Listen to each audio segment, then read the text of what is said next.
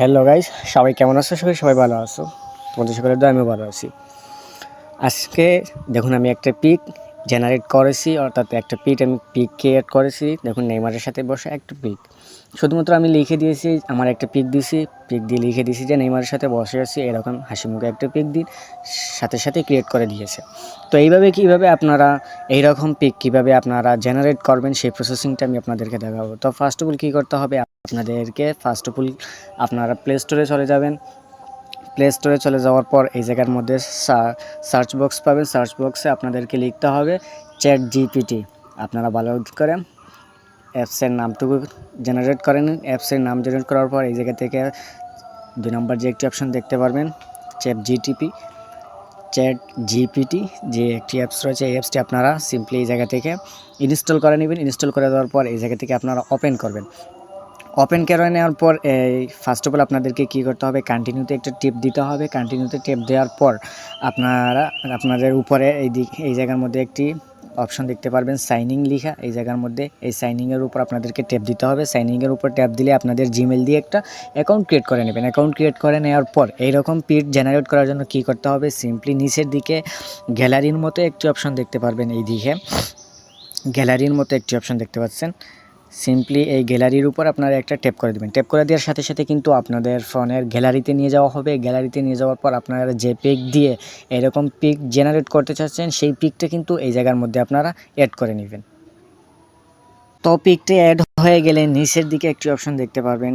এই জায়গার মধ্যে একটি অপশন দেখতে পারবেন যে লিখার মতো একটি অপশন আছে, মানে এই জায়গার মধ্যে আপনাদেরকে লিখে দিতে হবে আপনি কীরকম পিক চাচ্ছেন।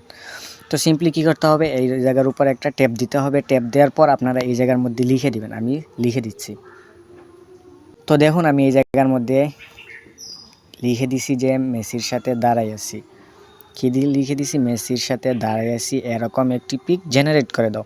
এটা লিখে দেওয়ার সাথে সাথে সিম্পলি কী করতে হবে, এই জায়গার মধ্যে সেন্ট আইকন যে একটি অপশন রয়েছে, এই জায়গার মধ্যে আপনারা দেখতে পারবেন যে সেন্ট নামে যে একটি আইকন রয়েছে, এই সেন্টের উপর আপনাদেরকে ট্যাপ দিতে হবে।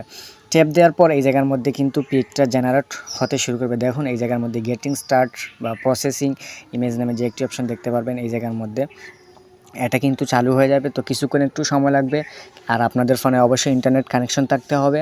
তো কী করবেন, আপনারা এই জায়গার মধ্যে একটু সময় ওয়েট করবেন। দেখুন গাইস, অবশেষে কিছু সময় ওয়েট করার পর কিন্তু আমাদের পিকটা জেনারেট করে দিয়েছে।